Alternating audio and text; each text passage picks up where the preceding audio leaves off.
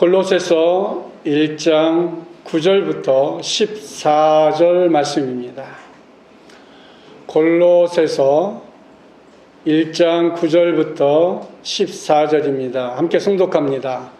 이로써 우리도 듣던 날부터 너희를 위하여 기도하기를 그치지 아니하고 구하노니 너희로 하여금 모든 신령한 지혜와 총명에 하나님의 뜻을 아는 것으로 채우게 하시고 주께 합당하게 행하여 범사에 기쁘시게 하고 모든 선한 일에 열매를 맺게 하시며 하나님을 아는 것에 자라게 하시고 그의 영광의 힘을 따라 모든 능력으로 능하게 하시며 기쁨으로 모든 견딤과 오래 참음에 이르게 하시고 우리로 하여금 빛 가운데 성도의 기업의 부분을 얻게 합당하게 하신 하나님께 감사하게 하시기를 원하노라.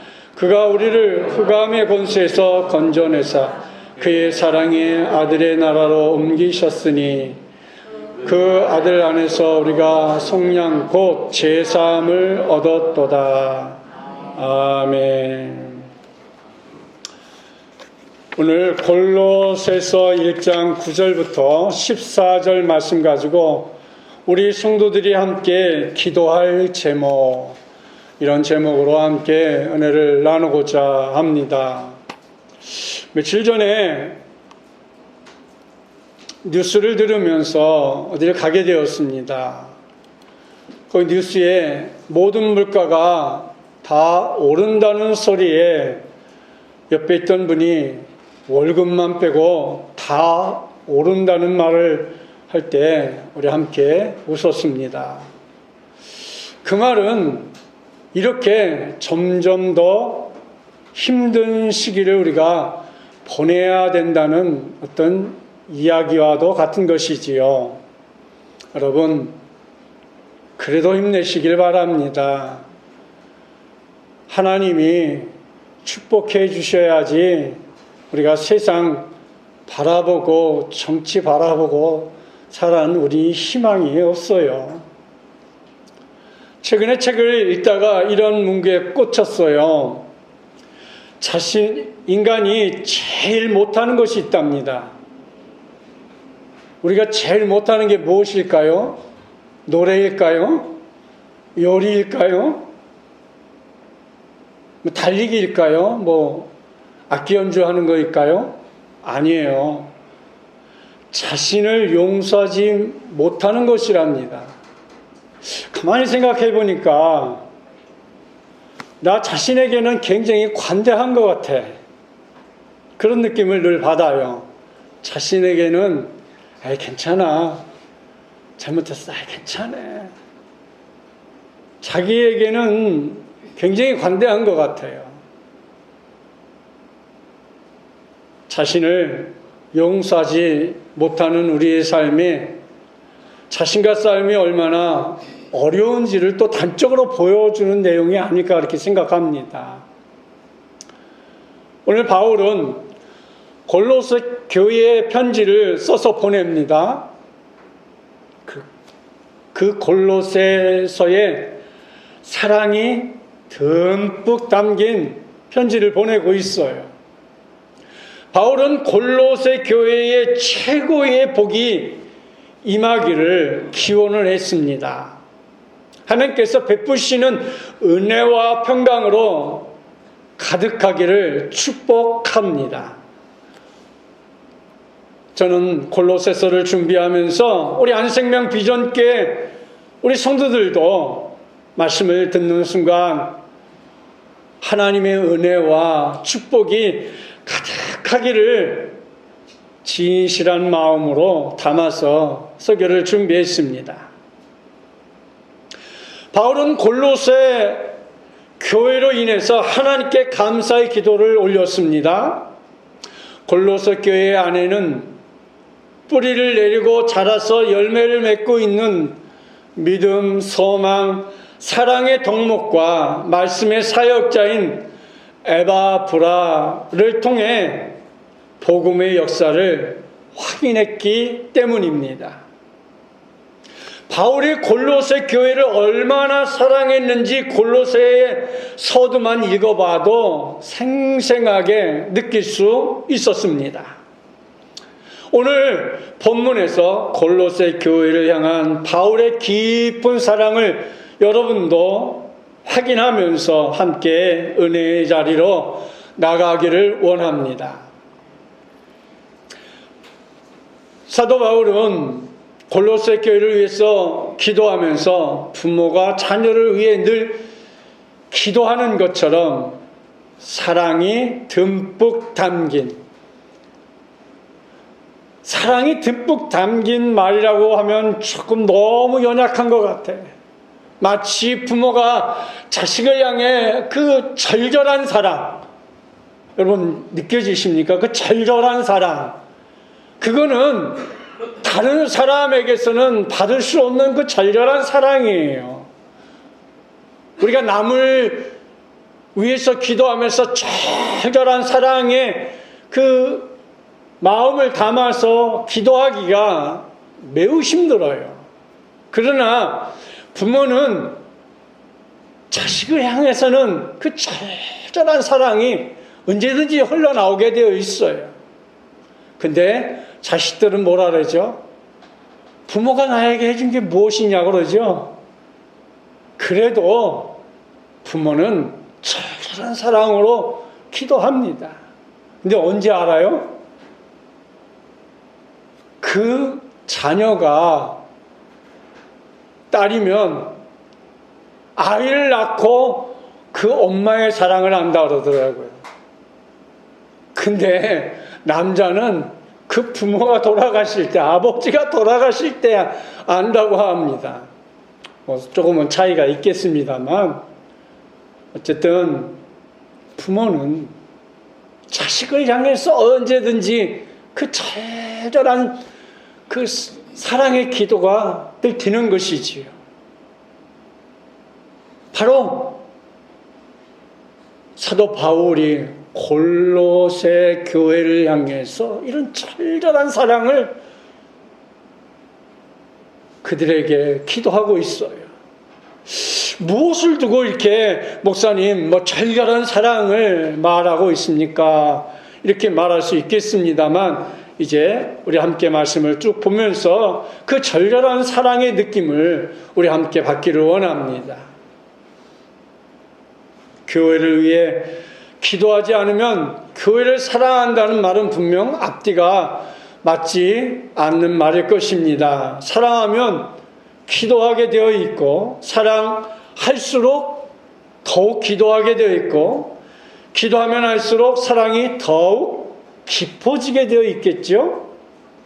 오늘 본문 골로새서 1장 9절 말씀 함께 봅니다. 이로써 우리도 듣던 날부터 너희를 위하여 기도하기를 그치지 아니하고 구하노니 너희로 하여금 모든 신령한 지혜와 총명의 하나님의 뜻을 아는 것으로 채우게 하시고, 여기 9절 말씀의 시작을 이로써 이렇게 시작을 합니다. 그것은 에바브로디도에게서 골로새 교회의 소식을 들었기 때문에 바울이 디모데와 함께 골로새 교회를 위해 기도하기를 시작했고, 그렇게 시작한 기도가 계속되었습니다. 여러분, 그 당시 사도 바울의 형편과 처지를 한 줄로 말한다면 바울은 로마 황제가 주재하는 법정에서 무죄한, 그러니까 자기의 죄가 없다는 그런 선고가 내려지기를 소망하며 로마의 한 집에서 가택연금 상태인 것이죠. 가택연금 상태에서 골로새 교회의 이 좋은 소식을 들으니 마치 천군만마를 얻은 것처럼 사도 바울에게 있어서는 큰 기쁨의 소식이 되었던 것이지요. 그래서 이전보다는 기도하는 시간이 더 많았을 것입니다. 바울의 기도는 대부분 교회를 위한 기도였을 것입니다. 자신이 세웠던 교회를 위해 기도했을 뿐만 아니라 자신이 세우지는 않은 교회들을 위해서도 분명히 사도 바울은 기도했을 것입니다. 골로새 교회는 에바브라가 개척하여 세운 교회입니다. 에바브라가 로마에 있는 바울에게 찾아와 골로새 교회의 근황을 알려주었는데 그 소식을 듣는 날로부터 바울은 자신의 기도 시간에 골로새 교회를 위해 빼놓지 않고 기도했습니다. 바울이 골로새 교회를 위해 기도하기를 그치지 않은 것은 골로새 교회를 향한 바울의 사랑이 그만큼 컸다는 것을 단적으로 보여주고 있는 것이죠. 사랑하는 성도 여러분, 한생명 비전교회를 여러분 얼마나 사랑하는지요. 여러분 교회를 위해 얼마나 기도하고 있는지 보면 됩니다. 제가 일일이 교회를 위해 기도하셨습니까? 묻지 않아도 자신이 스스로 내가 교회를 위해서 얼마나 기도했는지, 내가 기도할 때마다 교회의 기도를 빼놓지 않고 했는지 여러분이 스스로 기도를 점검해 보면 알 수 있을 것입니다. 교회를 위한 기도가 여러분의 기도에서 어느 정도를 차지하고 있습니까? 그만큼 교회를 사랑한다고 할 수 있는 것이지요. 좀 더 확장하면 교회를 사랑하는 것은 교회의 머리 대신 주님을 사랑하는 것이므로 여러분이 교회를 위해서 얼마나 기도했는지를 헤아려 보면 교회의 머리이신 주님을 내가 얼마나 사랑하고 있는지를 헤아려 볼 수 있는 것입니다. 보이는 교회를 사랑하지도 않으면서 보이지 않는 주님을 사랑한다는 말이 되지 않는 것이기 때문이지요. 신약성경 요한 1서 4장 20절 말씀해 보니까 누구든지 하나님을 사랑하노라 하고 그 형제를 미워하면 이는 거짓말하는 자니 보는 바 그 형제를 사랑하지도 아니하는 자는 보지 못하는 바 하나님을 사랑할 수 없느니라. 보이는 사람도 사랑하지 못하면서 어떻게 보이지 않는 하나님을 사랑할 수 있느냐 이 말이죠. 참 찔리는 말입니다. 우리가 하나님의 교회를 위해서 얼마나 사랑하는지, 우리가 주님을 사랑한다면 주님의 몸된 교회도 사랑해야 하고, 교회를 사랑하면 교회를 위해 끊임없이 기도하는 것 당연한 일일 것입니다. 그런데 교회를 정말 사랑한다면 교회를 위해 올바른 태도와 올바른 내용으로 기도해야 합니다. 어떻게 기도하는 것이 교회를 위해 올바른 태도이며 기도일까요? 오늘 본문에서 바울의 두 가지 태도를 보면 알 수 있습니다. 첫째는 에바브라에게서 골로새 교회의 소식을 듣자마자 기도했다는 것입니다. 저와 여러분은 한생명 비전교회 가족들이기 때문에 교회와 교우들의 소식을 듣습니다. 그런데 그 소식을 들을 때 즉시 기도하는 것이 좋습니다. 좋은 소식이면 하나님 감사합니다. 이렇게 좋은 소식을 들려주시 너무너무 감사합니다. 감사기도를 드릴 수 있을 것이며, 힘들고 안타까운 소식들도 왜 없겠어요? 그럴 때 하나님, 어느 성도님의 소식이 정말 어려움에 처했네요 하고 함께 중보기도 한다면 얼마나 위로가 되고, 또 우리 하나님께서 아이고 불쌍해서라도 빨리 문제를 해결해 주어야겠구나 하지 않겠습니까? 뒤로 미루지 마시고 그 즉시 기도하는 것이 가장 좋은 것입니다. 이런 모습은 하나님께서 기쁘시게 받는 기도일 것입니다. 또 교회를 위해 바울의 기도에서 배울 수 있는 올바른 태도 두 번째는 뭘까요? 바로 골로새 교회의 소식을 듣자마자 기도했을 뿐 아니라 그 기도가 계속되었다는 것이지요. 한 번 기도로 끝난 것이 아니라는 사실이지요. 계속해서 기도해 주는 것 매우 중요합니다.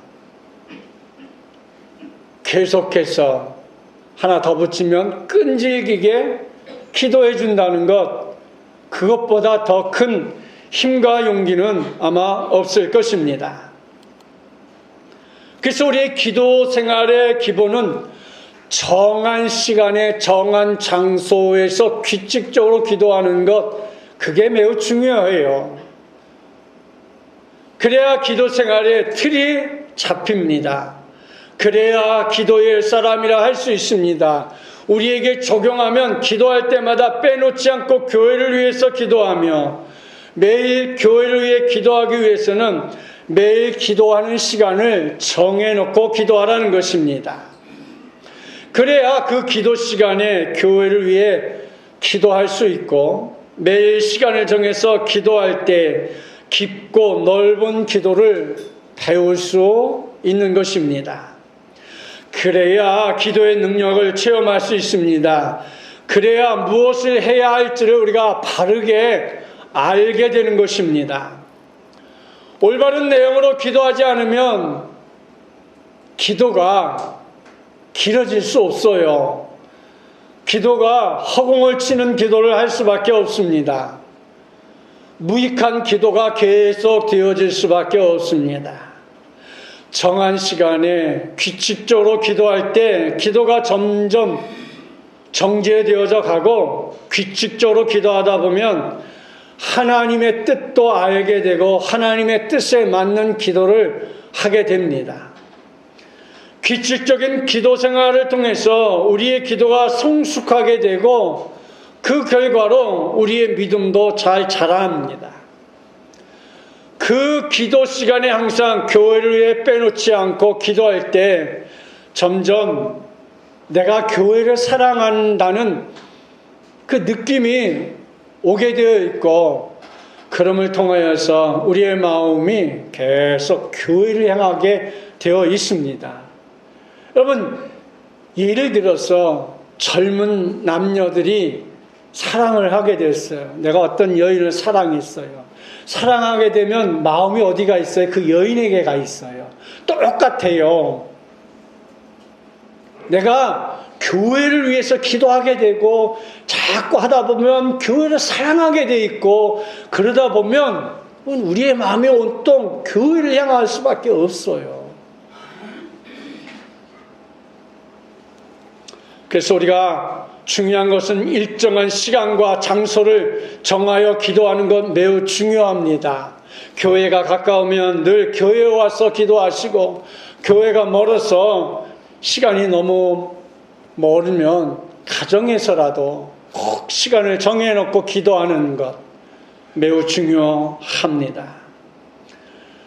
골로새 교회를 향한 바울의 뜨거운 사랑과 지속된 기도는 그래서 당연한 결과입니다. 사도 바울이 골로새 교회를 위하여 어떤 내용으로 기도했습니까? 골로새 교회를 위한 바울의 기도문인 오늘 본문은 하나의 길고 복잡한 문장으로 구성되어 있습니다. 그러나 이 복잡한 문장도 보면 이렇습니다. 9절 상반절에는 기도의 도입 부분이었고 9절 하반절에는 기도의 핵심 내용이었고 그리고 10절 상반절에는 이제 기도의 목적을 나타내는 부정사구였고 10절 중반절에는 4개의 분사절로 이렇게 이루어졌습니다. 자, 9절 10절 말씀 봅니다. 이로써 우리도 듣던 날부터 너를 위하여 기도하기를 그치지 아니하고 구하노니 너희로 하여금 모든 신령한 지혜와 총명의 하나님의 뜻을 아는 것으로 채우게 하시고 잠깐요. 이렇게 9절에서 보면 기도의 도입부를 우리가 볼 수 있고 또 기도의 핵심 내용들이 되어 있습니다. 다 10절 말씀 넘겨주세요. 주께 합당하게 행하여 범사에 기쁘게 하고 모든 선한 일의 열매를 맺게 하시며 하나님을 아는 것에 자라게 하시고. 이게 이제 10절에서 부정사고를 나타내면서 기도의 목적을 말하고 있으며 또 4개의 분사절을 10절에서 말해주고 있습니다. 그러면 첫째는 골로새 교회 성도들이 하나님의 뜻을 아는 지식으로 충만하게 되기 위해서 바울이 기도했고, 두 번째는 거기에 걸맞게 주님께 기쁘게 하는 교회가 되기 위해서 기도했습니다. 이 두 가지를 오늘 함께 말씀을 보면서 말씀을 마치려고 합니다. 첫째는 바울은 골로새 교회 성도들이 하나님의 뜻을 알게 해달라고 기도했습니다. 여러분 하나님의 뜻을 우리가 얼마나 잘 알고 있을까요? 하나님의 뜻을 우리가 잘 알면요, 우리는 축복의 자리에 늘 머무는 사람이에요. 하나님의 뜻을 모르면 늘 밖에서 허우적대는, 방황하는 그런 인생을 살아갈 수밖에 없는 거예요. 우리가 하나님께서 기뻐하시는 삶을 살려면 먼저 하나님의 뜻을 분명하게 확실하게 알아야 돼요.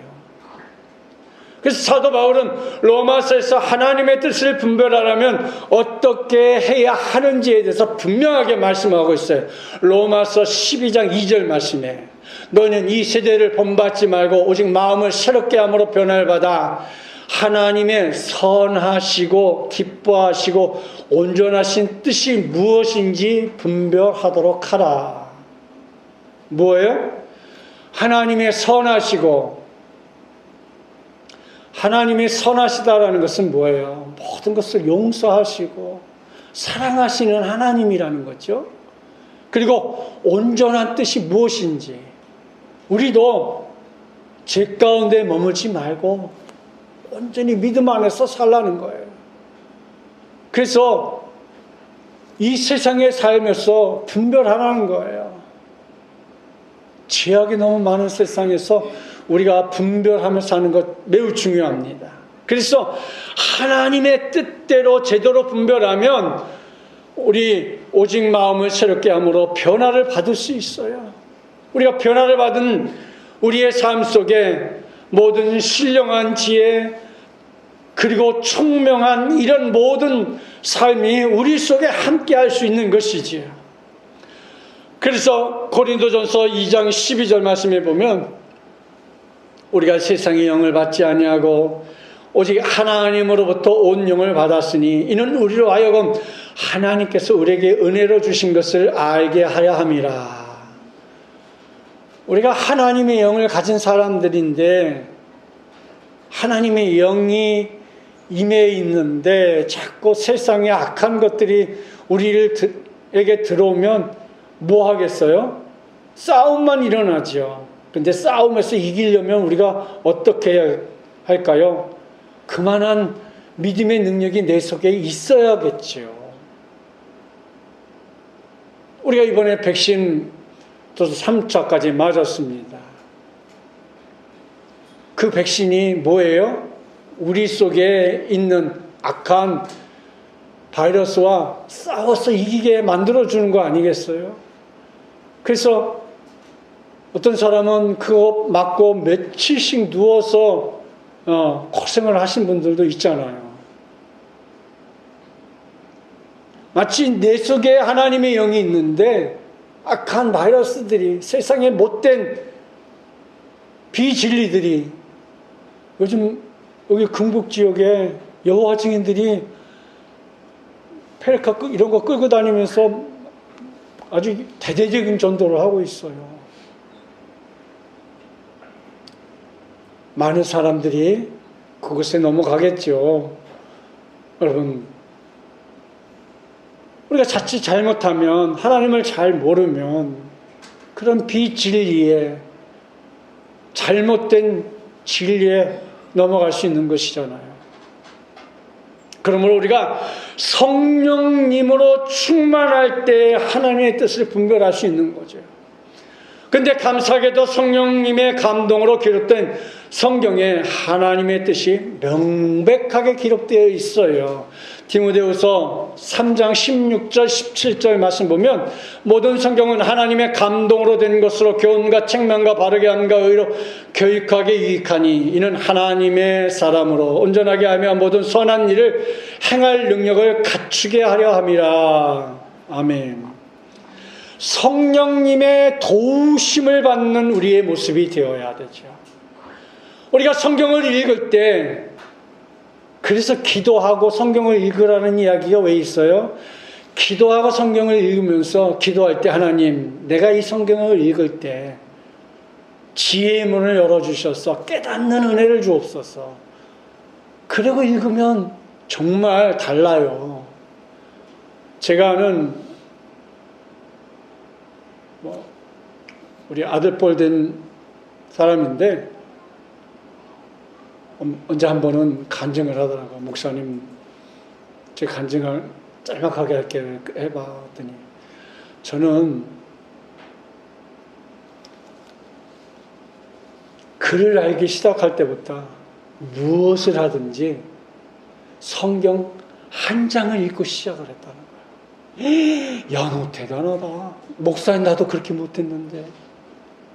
저가 대학원을 나올 때까지 학교에 딱 도착하면 제일 먼저 성경을 꺼내서 그날 한 장을 읽고 시작을 했다는 거예요. 야, 대단하다. 너 목사 되겠다 하더니 아니요, 저는 연구원이 되어가지고 더 많은 사람에게 행복한 삶의 질을 만드는 일을 할 거예요. 훌륭한 연구원이 되어 있어요, 지금. 내가 누구 이름을 대하면 알만한 그런 연구원이 되어 있더라고요. 그래서 내가 한 번은 이메일로 정말 박수를 쳐준다. 사랑하는 성도 여러분, 우리 자녀들에게 가르쳐 주십시오. 여러분도 무엇을 하든지 제일 먼저 시작할 때마다 기도함으로 하나님, 내가 이 짧은 이 시간에 이 한 장을 읽을지라도 깨닫는 은혜를 주옵소서. 기억할 수 있는 은혜를 주옵소서. 이대로 행할 수 있는 은혜를 주옵소서. 기도할 수 있는 그런 우리 성도님들이 되시기를 바랍니다. 그래서 성경에 기록된 하나님의 뜻이 무엇일까요? 바로 디모데후서 3장 16절 18절에 기록하고 있지 않습니까? 우리가 살펴보고 있는 골로새서에서 하나님의 뜻을 찾을 수 있습니다. 화면을 보십시오. 골로새서 1장 22절에 거룩하고 흠이 없고 책망할 것이 없는 성도가 되는 것이며, 골로새서 3장 1절부터 2절에 위의 것을 찾고 위의 것을 생각하는 성도가 되는 것이며, 골로새서 3장 17절에 무엇을 하든지 하나님께 감사하는 성도가 되는 것이며, 골로새서 4장 2절에 기도를 계속하고 기도에 감사함으로 깨어있는 성도가 되는 것입니다. 그래서 바울은 다른 서신들에서도 하나님의 뜻이 무엇인지를 가르쳐주고 있는데, 갈라디아서 1장 4절에 보면 그리스도께서 하나님 곧 우리 아버지의 뜻을 따라 이 악한 세대에서 우리를 건지시려고 우리 죄를 대속하기 위하여 자기 몸을 주셨으니, 아버지의 뜻이 바로 우리를 건져주려고 이 악한 세상에서, 또 에베소서 1장 5절에 그 기쁘신 뜻대로 우리를 예정하사 예수 그리스도로 말미암아 자기의 아들들이 되게 하셨으니, 그 기쁘신 뜻, 하나님의 기쁘신 뜻, 우리를 사랑해 주고 구원의 자녀 삼아 주신 것.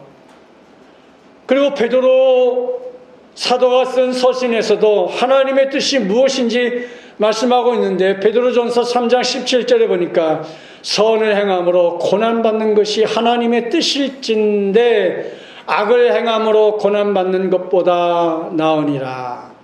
하나님의 뜻일진대 그랬어요. 이처럼 하나님의 뜻은 하나님께서 당신의 백성들을 향해 가진 소원과 명령을 다 포함하고 있는 것이죠. 간단히 표현하면 하나님께서 성도와 교회에 부여해 주신 사명이 성도와 교회가 붙잡아야 할 하나님의 뜻이라는 것입니다. 두 번째로 바울은 골로새 교회 성도들이 하나님의 뜻을 분별했다면 두 번째로 그 뜻에 걸맞는 신앙생활을 할 것을 말해주고 있어요. 내가 붙잡는 것으로 끝난 것이 아니고 붙잡았으면 이제는 우리가 해야 할 것은 그 신앙에 걸맞는 초신자에게 권사님의 믿음을 요구할 수 없잖아요. 그렇죠? 내가 신앙생활 연수만큼 걸맞는, 거기에 걸맞는 기도생활, 거기에 걸맞는 믿음생활, 거기에 걸맞는 봉사를 하라는 것이죠. 그래서 골로서 1장 10절에 주께 합당하게 행하여 범사에 기쁘시게 하고 모든 선한 일에 열매를 맺게 하며 하나님을 아는 것에 자라게 하시고, 기쁘시게 하고 하나님을 아는 것에 자라가라고 했습니다. 성장하라는 것이지요. 사랑하는 성도 여러분, 우리가 하나님의 뜻을 아는 것으로 만족해서는 안 됩니다. 실천해야 합니다. 그래야 우리가 참된 주님의 제자가 될 수 있는 것이죠. 바울도 그의 서신들에서 한결같이 강조합니다. 하나님의 뜻을 알았다면 실천해라. 그래야 하나님의 참된 백성이 될 수 있다. 이렇게 말하고 있는 것입니다.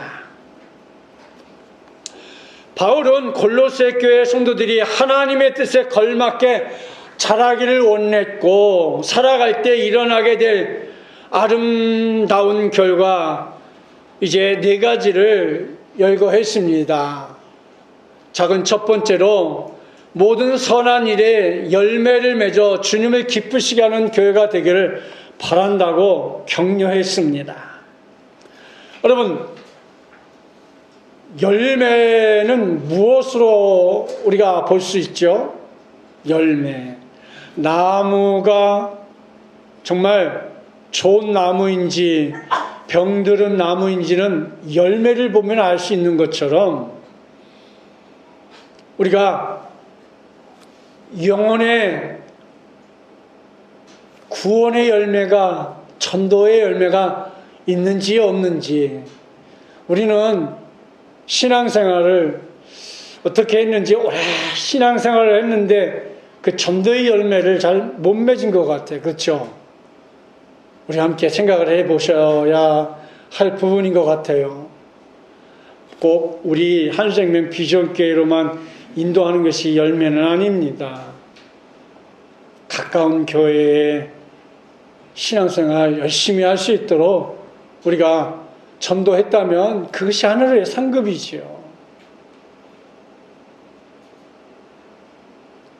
재미있는 얘기 하나 해드릴게요. 우리 아파트 입구에 그 뻥튀기 장사 부부가 나왔어요. 매주 주일날마다 거기 대놓고 그걸 팔아요. 자동차에. 제가 전도를 하려고 주일날마다 콩도 사고 땅콩도 사고 했는데 이제 사귈만 한 2년 가까이 했나요? 한 사귈만 하니까 이제 일이 있어서 일을 접었어요. 당분간 안 나왔는데 아이고네 어찌나 통곡스러운지. 근데 기도하고 있어요. 전화번호를 따놨고 주기적으로 언제 또 다시 시작하십니까 하고 가끔 전화를 드립니다. 관계전도인 거죠. 갑자기 아무도 모르는 사람한테 전도지 준다고 요즘은 교회 안 와요. 그렇죠? 어쨌든 우리가 영혼을 구원하는 일에 우리가 힘을 기울이고, 구리에 있을 때는 제가 롯데백화점에 지하에서 떡 파는 권사님이 있었어요. 그래서 떡을 싸게 주셔가지고 막 이만큼 싸가지고 내가 팀별에 전도할 사람들을 이렇게 해서 전도를 했는데, 그 중에 저기 한 분이 있는 것 같아요. 누군지 여러분 아실 것 같고요. 예. 우리가 전도하는 일에 우리 안생명 비전교회도 힘을 기울이시길 바랍니다. 둘째로, 구원받은 영혼들이 예수님의 성숙한 제자가 되게 우리가 계속 양육해야 할 것입니다. 그래서 성령의 9가지 열매가 풍성하게 맺힐 수 있도록 교회 안과 밖에서 어디든지 구원받은 자녀답게 살 수 있도록, 복음에 합당하게 살아갈 수 있도록 거룩한 삶과 사랑의 삶을 사는데, 세상에 빛과 소금으로 사는, 하나님의 자녀답게 사는, 예수님의 제자답게 살아가는 우리 한생명 비전교회 성도님들이 되시기를 축복합니다. 자, 두 번째로, 하나님을 아는 것에 더욱 잘하게 되라는 것입니다. 왜? 주님을 기쁘시게 하는 교회가 되기를 바란다는 격려인 것이지요. 6절에 보면 자라다라는 그런 말이 있어요. 그러니까 우리의 믿음은 자라야 됩니다. 성장해야 합니다. 신앙 성장의 우선적인 목표는 하나님을 더 깊이 알 때에 자라가게 되어 있어요. 하나님을 아는 것만큼 내가 믿음이 성장합니다. 하나님이 어떤 분이신가, 하나님께서 과거에 어떤 일을 하셨고 무슨 일을 하고 계시며 앞으로 무엇을 하실 것인가, 나에게는 어떻게 축복 주실까, 우리가 생각을 하면서 여러분 늘 믿음의 자리에 머금을 통하여 축복 있기를 바랍니다. 자, 세 번째로, 하나님께서 공급하시는 힘으로 모든 환난과 고통을 감내하시기를 바랍니다. 그렇습니다. 어려운 시기를 우리가 다 같이 보내고 있어요. 그러나 하나님의 공급하심이 있으면 이 어려운 때에도 더 풍족하게 사는 사람들이 있더라고요. 어려우면 다 같이 어려워야 될 텐데 왜 그 사람들은 이 어려운 때도 풍족하게 오히려 더 날개를 달았을까? 참 그건 아이러니컬하고 제 IQ로는 좀 힘든 부분이 있습니다만, 세상은 참 그래서 요지경 속인 것 같아요. 어쨌든 간에 힘든 가운데 하나님의 공급해주는 힘으로 살면 환난도 고통도 다 우리가 능히 이길 수 있는 그런 축복이 우리 안생명 비전교회 모두 넘치기를 축복합니다. 하나님의 점심값지가 오늘 본문 11절에서 바울이 언급한 모든 능력으로 이렇게 얘기했어요. 골로새서 1장 11절, 그의 영광의 힘을 따라 모든 능력으로 능하게 하시며 기쁨으로 모든 견딤과 오래 참음에 이르게 하시고, 하나님의 영광의 힘이 우리 속에 있으면 우리는 모든 능력을 얻을 수 있어요. 내가 스스로 갖는 능력이 아닌 하나님이 주신 능력, 하나님이 주신 능력을 통하여서 내가 기쁨도 얻고 견딜 수도 있고 오래 참을 수도 있는 거죠. 나 김선민이는 그런 능력을 주지 않으면 스스로 혼자 살 수 없어. 어제 청년들이 이쁘게 포장하느냐고 와서 고생을 했는데, 아마 올 때 목사님 왔어요 하고 인사한 거 보니까 갈 때도 분명히 문 두드리고 목사님 갑니다 그랬을 텐데 못 듣고 그냥 졸았어요.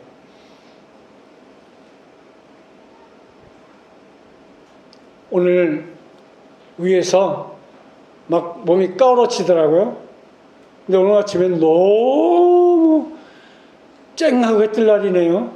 속이 좀 불편해서 소화제를 먹었습니다만, 여러분, 이런 모든 일 하나하나 자체가 나의 힘으로는 완전 제로예요. 그러나 하나님의 능력 안에서 주의 능력을 의지할 때, 여러분 그런 소리 들어보셨죠? 저 밑에 있을 때는 목사도 너무 힘들어서 막 이렇게 퍼질 것 같은데 이상하게 여기서 서서 말씀만 증거하면 어디서 그렇게 힘이 나는지, 여러분 그런 소리 들어보시지 않았어요? 내가 처음 하는 소리는 아닐 것 같고, 이상하게 여기서 말씀 증거하면요 그렇게 힘이 되는데, 이 힘이 언제까지 가냐면 오늘 밤에 잠 못 자. 주일 밤엔 잠을 잘 못 자. 오히려 피곤해서 잠을 잘 것 같은데도요 안 그래요. 금요일날 막 성령 충만하게 기도하고 나면 그날 밤은 꼴딱 새어버려요. 그게 왜 그럴까? 그게 성령의 은혜가 취하게 되면 그런 은혜가 임하더라고요.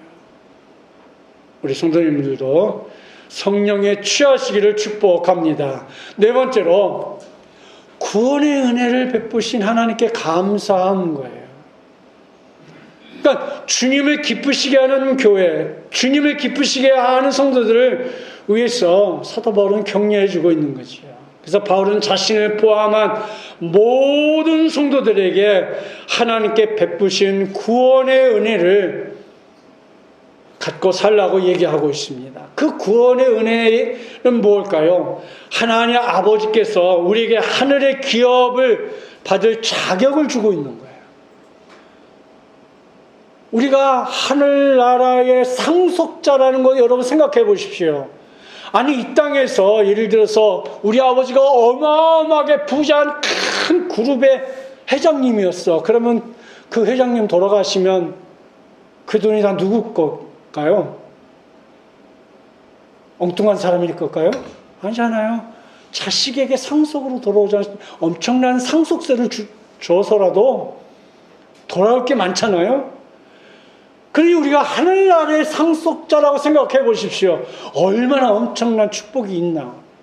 그러니까 우리가 지금 이게 돈인데 이렇게 만져보지 못하고 이게 통장에 있는 내 잔고에 얼마나고 이게 기입이 안 돼서 그러지. 천국에 가시면요, 여러분 까무러치지 않으면 여러분 이거 비정상일 것 같아 내가 생각해요. 거기에 어마어마한 우리에게 돌아올 하나님의 상속분들이 있을 것입니다. 갈라디아서 4장 7절에 그러므로 내가 이후로 종이 아니요 아들이니 아들이면 하나님을 말미암아 유업을 받은 자니라. 우리가 하나님의 아들이잖아요. 하나님의 자녀잖아요. 빛 가운데 있는 성도의 기업의 축복을 이루 말할 수 없는 것이죠. 구원의 은혜 두 번째는 뭐냐면 우리를 흑암의 권세에서 건져내어 하나님 나라로 옮기셨다는 거죠. 이 땅의 삶뿐만 아니라 우리는 하늘의 백성이에요. 어떤 분이 미국에서 카톡이 왔어요. 목사님 기도해 주셔서 감사해요. 왜? 그랬더니 제가 드디어 영주권이나 축하해. 15년 만에 나왔다고.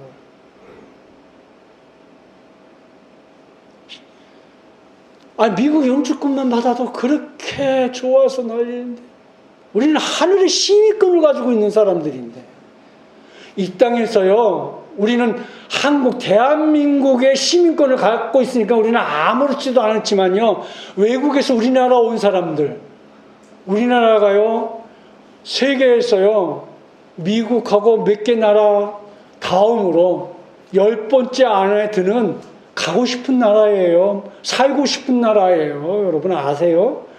우리는 이 땅에 사니까 그저 우린 뭐 별거 아닌 것처럼 생각하는데 안 그래요. 해외 나가보면 우리 대한민국의 위상이 굉장합니다. 대한민국의 시민권자들이에요, 여러분. 그냥 아무렇지도 않게 주니까 그냥 그게 뭐 헌신짝 버린 것처럼 느껴지는데 그렇지 않아요. 우리는 하늘의 시민권자들이에요. 더불어 끝으로 구원의 은혜 세 번째는 하나님의 아들 예수님 안에서 우리가 속량꽃 제사함을 받은 은혜 속에 살아가는 것이죠. 이런 은혜 속에 우리가 살아가고 있음을 감사해야 합니다. 우리가 성도와 교회를 위해 중보기도해야 할, 꼭 포함해야 할 중보기도 6가지를 함께 보면서 말씀을 마치려고 합니다. 화면 띄워주시기 바랍니다. 하나님의 뜻을 잘 분별하게 해달라고 기도하시고, 하나님의 뜻을 따라 바르게 살게 해달라고 기도해 주시고, 하나님께서 기뻐하시는 선한 열매를 가득 맺힐 수 있는 삶이 되게 기도하시고, 또 하나님을 더 경외하고 사랑하게 해달라고, 하나님께서 공급하신 이 힘으로 모든 환난과 고통을 감내할 수 있게 해달라고, 구원의 은혜를 베푸시는 하나님께 늘 감사하며 살 수 있는 그런 성도들이 되시기를 바랍니다. 그래서 이번 한 주간도 우리 한생명 비전교회 성도 여러분, 우리가 기도가 교회를 살리고요, 기도가 가정을 살리고, 기도가 우리의 자녀들을 살리며, 기도가 부모님이 행복하며, 우리의 기도가 우리의 사업장에 활력을 줄 수 있고, 우리의 기도가 직장에 기쁨을 주고, 우리의 기도가 청년들에게 어려움이 해결되고, 우리의 기도가 우리의 자녀들의 학업에 축복이 됩니다.